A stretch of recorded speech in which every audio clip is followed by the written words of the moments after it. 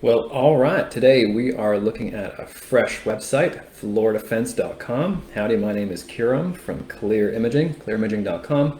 We design wicked websites, fresh designs, been doing it for 2 decades. All right, I've been making websites since 2003, and we've helped tons of American companies. Today, let's check this guy out right here. That's it. This is the whole website. Done.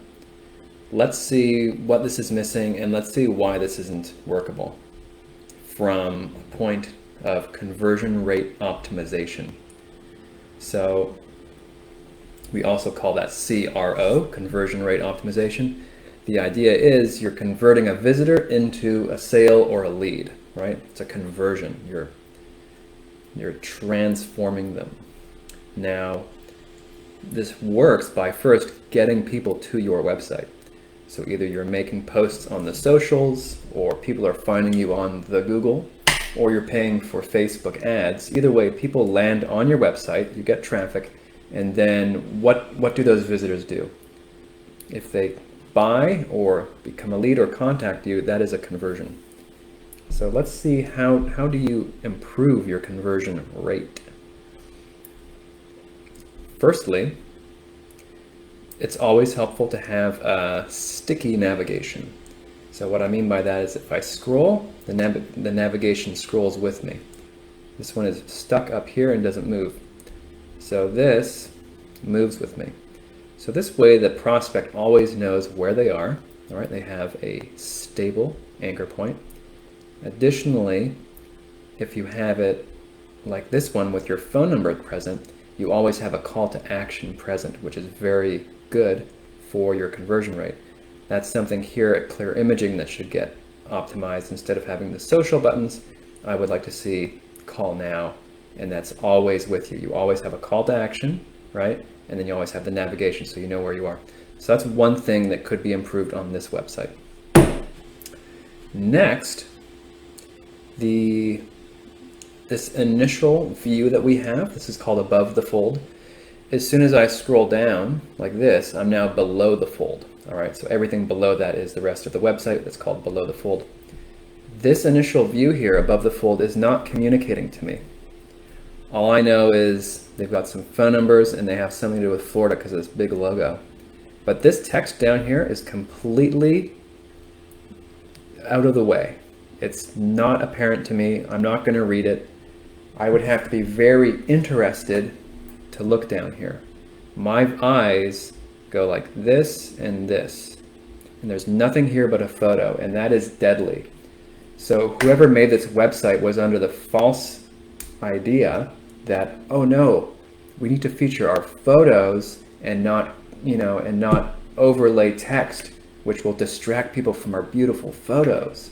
This is what people think when they're making these websites who aren't marketers or web designers. That is folly. That's completely the wrong way to think. If you don't have any text, there's no communication. These photos don't communicate. Photos don't communicate anything. You'll get some sort of a reaction in the person, and you don't know what. It could be a million different things that a person's going to think when they see these photos. You have to have words. The words are key.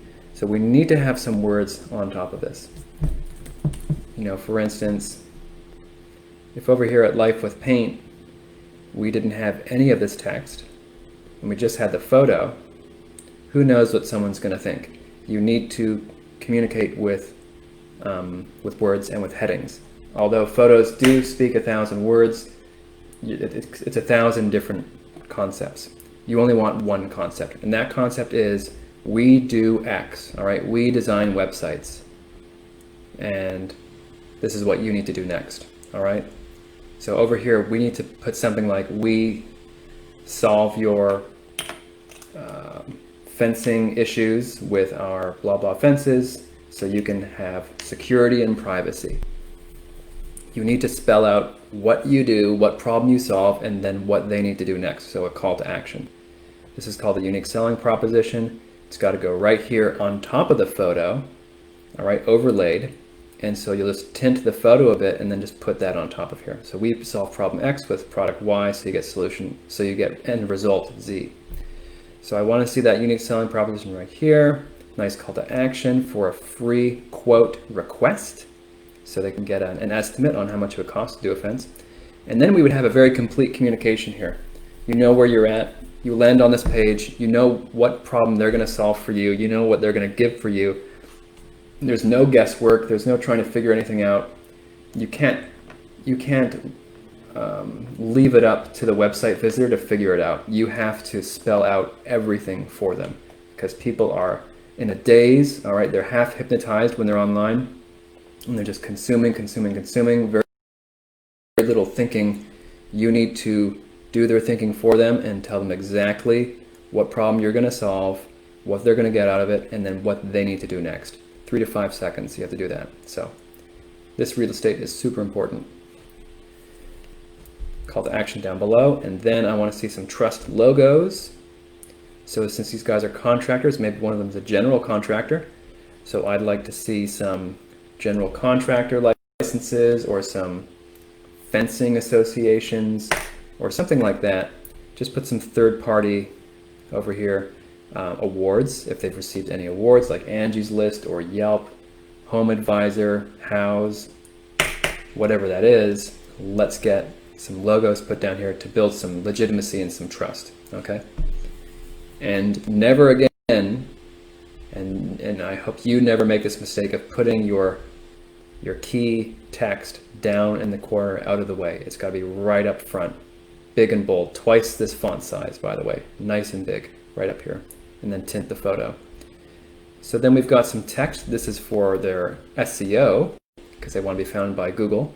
So they put custom fences in Tampa Bay FL. And then we've got some text here, a little bit of about us, a whole bunch of cities. This is also for their SEO. So these guys know a thing or two about search engine optimization. They want to rank when people are searching in Wesley Chapel for fencing near me, or Zephyr Hills fencing near me. They want to be up there in the Google, so that's why they're mentioning all their service areas. So that is fine and understandable. However, it's a little bit in the way of the flow. This whole section is kind of a lot to look at for a prospect. It's kind of like, oh, okay, it's a bit messy. And we scroll down and we hit a footer basically. So it's a very simple website that is incomplete, in other words. This footer should have a contact form built in instead of all these big buttons. This is kind of peculiar. I've never quite seen a footer like this before, but there should be a contact form built into this footer, or a form right here for the custom quote. Because when someone hits the bottom, you need to give them an instruction for the next thing to do. You have to tell people what to do, otherwise they're just going to leave. So not all of them will fill out the form, but a percentage will. And conversion rate optimization is all about doing, 100 different things that might give you a 1% increase. So let's put that form down here for a free quote request. See, they put it right here, but this is a very weak call to action. I don't even see this.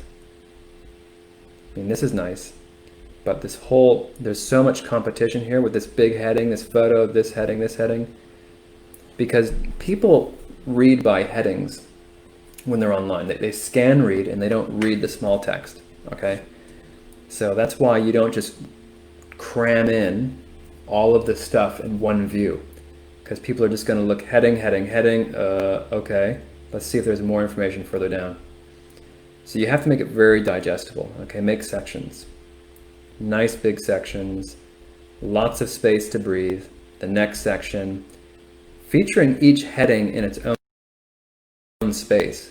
The problem with doing it like this, you've got 1, 2, 3, 4 headings all next to each other, all kind of with different purposes, and then the image. It's too much. It needs to be broken into individual sections like this is. All right?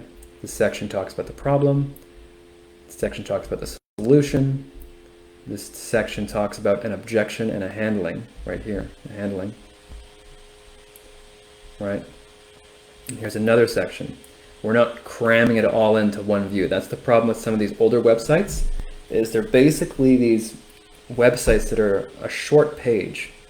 They're not very deep, and they just cram everything in. So it's hard to look at, and there's no flow.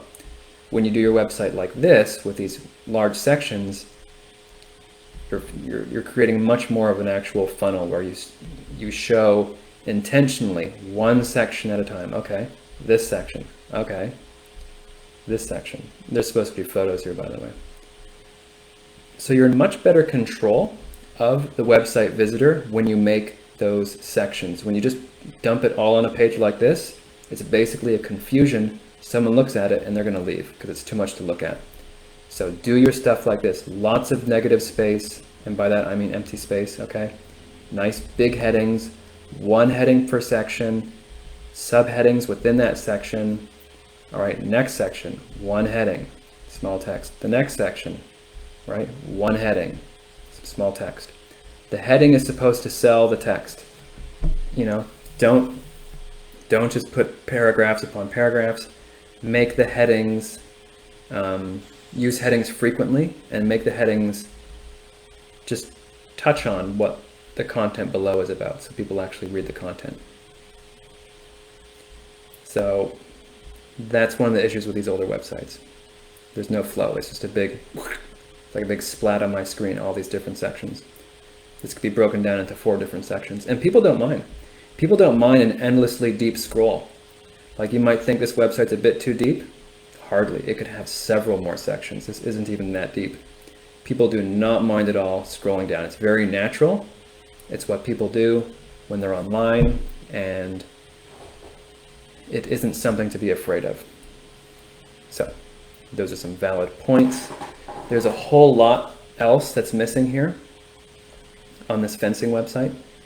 For instance, you know, I'm not even seeing all the solutions, all the problems that they solve. Like, what are some reasons why someone might want to get a fence?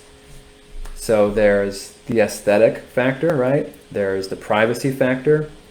There's more of a security factor for, like, you know, like a hard iron fence. There's various reasons. So it's important to talk about the prospect's problems or unmet needs, right? Because if I'm going to floridafence.com, it means I'm curious about fences. It means I have a need. I have some sort of an unmet need.